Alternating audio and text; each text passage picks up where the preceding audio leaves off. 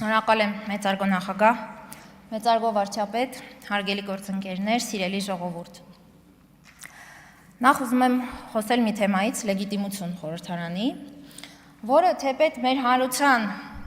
մեծամասնության, ճնշող մեծամասնության մոտ որևէ կասկած չհարուցելուն, ժամանակ առ ժամանակ մեր ընդդիմության խոսույթում կարմիր թելով անցնում է։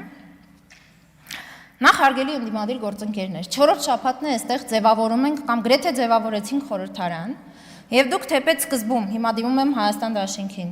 Չեք ուզում վերցնել ձեզ հասանելիք պաշտոնը, բայց ահա առաջադրեցիք, ինչը մենք ողջունում ենք, ձեր տեխնացուին մենք էլ ընտրեցինք։ Հիմա ինչ եք ուզում ասել։ Ուզում եք ասել, որ դուք լեգիտիմ եք ընտրվել ձեր ձայներով, դուք ձեր տեխնացուին առաջադրեցիք, մենք էլ ընտրեցինք, բայց այն մենքը, որը լեգիտիմ չէր, լուրջ եք ասում։ Կամ իմ գործընկեր Մարիա Կարապետյանը այստեղ մաքսիմալ հարամատչելի ներկայացրեց օրենսգրքի, ընտրական օրենսգրքի բանաձևը, որով պիտի որ ակնհայտ դառնար ձեզ համար, որ ԲՀԿ-ն չի հաղթահարել 4%-ի շեմը, ուստի չէր կարող լինել այստեղ։ Բայց սրանցից զատ, այս բոլորից զատ, ես ուզում եմ մեկ այլ ասպեկտի մասին խոսել։ Ուզում եմ խոսել ձեր կողմից այդքան թիրախավորված, նսեմացված 49 ու 74% ձայների մասին, որ մեր քաղաքացիները տվել են մեզ։ Բայց սա, այս 49 ու 74-ը իրականում ահռելի թիվ է, ու գիտեք ինչի է ահռելի, որովհետև երբևէ առաջ Հայաստանում այսպիսի ծավալով ու ուժգնությամբ դրսից միջամտություն չէր եղել որևէ համապետական ընտրության։ Եկեք միասին վերհիշենք ընտրությունները։ Մինչև 18 թվականի ընտրությունների արդյունքները Հայաստանի իշխանությունները սեփական ուժերով, առանց առանձնապես մեծ կողմնակի միջամտության, կեղծում էին ընտրությունները, ունեին լեգիտիմության առումով մեծ խոցելիություն, հետևաբար ինչ կարիք կար միջամտելու ու որևէ բան փոխելու։ Իրանք կառավարելի էին։ Ես չեմ խոսում մի քանի բացառություններից, իհարկե հոկտեմբեր 27 եւ այլն, բայց հիմա չխորանանք դրա մեջ։ 18 թվականի դեկտեմբերի ընտրությունները ամենակիչ ողջամտության դեպքում ակնհայտ էր, որ իմաստ չունի փորձել միջամտել, կես տարի էր անցել հեղափոխությունից։ 21-ի ընտրությունները արդեն շատ ավելի հետաքրքիր էին։ Այստեղ արդյունքը նախ որոշ ուժերի համար ներսից, բայց նաև դրսից ցավալիորեն անսպասելի էր, բայց մյուս կողմից ամեն ինչ ավարտված չէր։ Կային դեռ խաղաքարտեր, կար դեռ Ղարաբաղի հարցը։ Հետևաբար ճակատագրական չէր, այլ ուրիշ էր 26 թիվը այս առումով, որովհետև սա արդեն շրջադարձային էր։ Կար հաստատված խաղաղություն 25 թվականի օգոստոսի 8-ից եւ չկար Ղարաբաղի հարց։ Ու ինչ ենք տեսնում։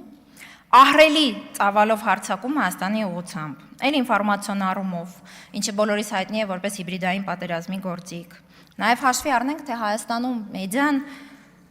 ինչ ծավալով ում է պատկանում, ում հետ է աֆիլիացված։ Հաշվի առնենք այն ֆինանսական ու տնտեսական հզորությունները, որ նախորդ տարիներին կուտակվել էին ապօրինի կերպով ու շարունակում էին գտնվել նույն մարդկանց ձեռքերում։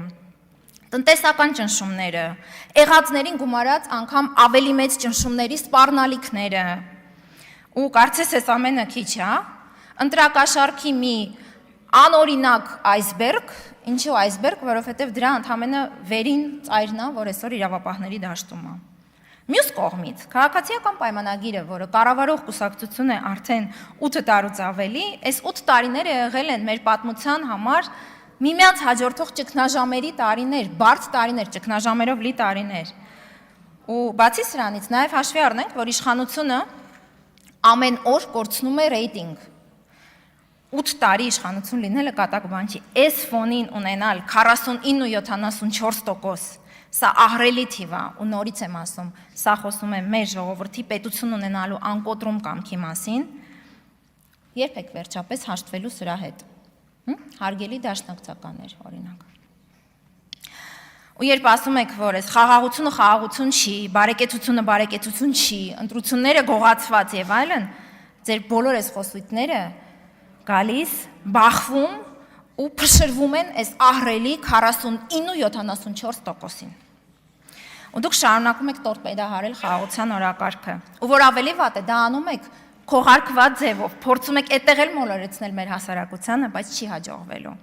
Հիմա այստեղ չի ուժեղ Հայաստանը, բայց ինչ են անում։ Գալիս կանգնում են մի օր ճեպազրույց են տալիս, ասում են թրիփը ճանապարհ է, ոչ թե միջանցք։ Իրենց մի գործընկերն էլ, որ այստեղ հանձնաժողովի նախագահի տեխնացու էր, տեղյակ չի լինում այս տակտիկական ադապտացիայի մասին։ Ու գալիս ասում է, չէ, գիտեք, վստահ չեմ, թրիփը ճանապարհ է թե միջանցք, մտավախություններ ունեմ։ Հետո տեսնում եք, որ սա լավ տարածվեց մեդիայում, որոշ բոնուսներ ձեզ բերեց, մի քանի օրից էլի գալիս եք ու ասում եք՝ մի րոպե, այն որ ասեցինք թրիփը ճանապարհ էր ոչ թե միջանցք, դա ասում ենք, որովհետև մեզ դրսից էլ են լսում, մեզ այդ խոսույթը պետք է, բայց մի հատ էլ հիշենք, էլի, որ մենք մտավախություններ ունենք։ Հիմա սրա անունը ինչ դնենք։ Կամ Պետրոս Ղազարյանի նախընտրական հարցազրույցում Նարեկ Կարապետյանը ասում է. «Խաղաղության պայմանագիրը մենք չենք փոխելու, ընդհանրապես ավելացնելու ենք երաշխավորների հատվածը»։ Իսկ ինչ ա գրած խաղաղության պայմանագրում։ Գրված է, որ Հայաստանն ու Ադրբեջանը ճանաչում են միմյանց տարածքային ամբողջականությունը Ալմատիի հռչակագրի հիման վրա, որ չունեն ու չեն ունենալու տարածքային պահանջներ միմյանց հանդեպ։ Ու հրաշալի գիտեք, որ Տիգրան Աշենը չի մտնում Հայաստանի Հանրապետության միջազգայինորեն ճանաչված տարածքի մեջ, բայց իմանալով, որ նախընտրական շրջանում իմանալով, որ խաղաղության պայմանագիրը ընդունելի էր հանրության կողմից, ասում եք չենք փոխելու։ Իսկ այսօր երեք այստեղ վարչապետին հարց է ուղղում Նարեկ Կարապետյանը ու ասում. «Սիրելի Տիգրան Աշենցիներ, եկեք միասին պաշտպանենք ձեր տները, քաղաքացիական պայմանագիրը հանձնում է»։ Հիմա սա ի՞նչ է։ Ինչ անվանենք։ Կամ ձեզնից, ով էր ձեր падգամավորներից, հարգելի Հայաստան դաշինք, այստեղ բաներ արել, կպել էր ու չէր պոկվում Իրանի մտահոգություններից։ Բացատրում ենք, ասում ենք, որ մեր գործընկեր Իրանի հետ մենք մշտական կապի մեջ ենք։ Բոլոր հարցերին պատասխանում ենք։ Նաև թրիփ նախագծից ուղղակիորեն առանձին, բայց թրիփի արդյունքում ստեղծվելու է Պարսից ծով, Սև ծով երկաթուղային կապը։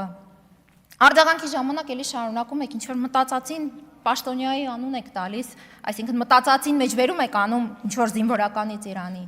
Սա ում շահերն է սպասարկում, հարգելի գործընկերներ։ Կամ այստեղ Արեգա Հովսեփյանը ասում է, կախվածությունը մեկ կենտրոնից հղի է ռիսկերով, դու միշտ պիտի ունենաս դիվերսիֆիկացիա,